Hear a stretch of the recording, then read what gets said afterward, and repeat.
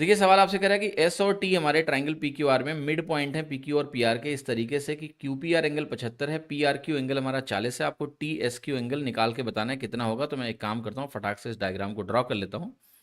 Diagram को draw करने के बाद मैं मार्क करता हूँ कि ये मेरा पी है, ये मेरा क्यू है और ये मेरा आर है। एस और टी क्या है? एस और टी हमारे मिड पॉइंट्स हो गए ऐसे। तो ये हो गया हमारे मिड पॉइंट एस और टी। और क्यू पी आर एंगल हमें दिया हुआ है 75 डिग्री, तो ये एंगल हमारा 75 डिग्रीज हो गया। पी आर क्यू एंगल क्या है? 40 डिग्री, तो ये एंगल हमारा 40 डिग्री है।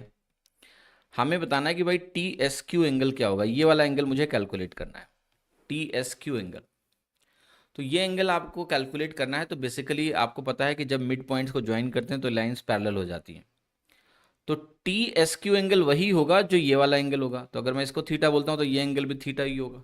पैरेलल लाइंस, ट्रांसवर्सल, संगत कोण, करस्पॉन्डिंग एंगल्स। थीटा की वैल्यू ऐसे किसके बराबर होगी? तो आप कहोगे बड़े वाले ट्रायंगल में 180 में से मुझे 75 और 40 घटा देना है। ठीक है। अच्छा, टी एस क्यू पूछा है, तो टी एस क्यू एक्चुअल में ये वाला एंगल है। ठीक है, तो मुझे थीटा नहीं निकालना है, मुझे 180 माइनस थीटा निकालना है। हाँ जी, क्लियर। थोड़ा सा इसको हटा लो आप, इसको थोड़ा सा ऐसे लिखेंगे, आप डायरेक्टली लिखेंगे। ये थीटा की वैल्यू पहले सॉल्व करेंगे। तो 75 हो गया और यहाँ पर आपकी ये वैल्यू 40 हो गई। तो 75 और 40 हुआ 7 4 11 115। और ये वैल्यू आपकी हो गई 65 डिग्री।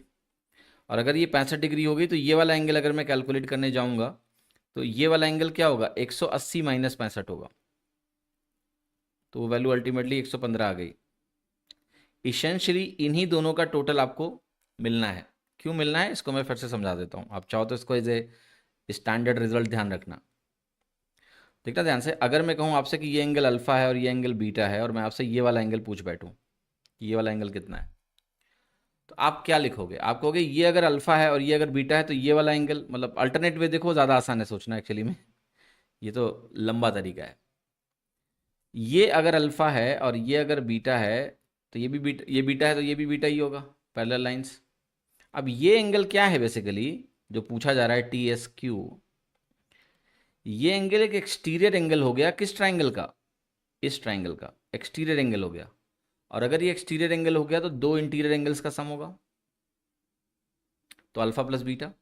ये अल हो गया कि नहीं हो गया? तो ये आपको 180 में घटाने घटाने की जरूरत नहीं है, सीधा इन दोनों का टोटल ये आंसर होगा। तो ये सब छोटी छोटी बातें ध्यान अगर आप रखेंगे तो आपके लिए ज़्यादा सरलता रहेगी एग्जाम में।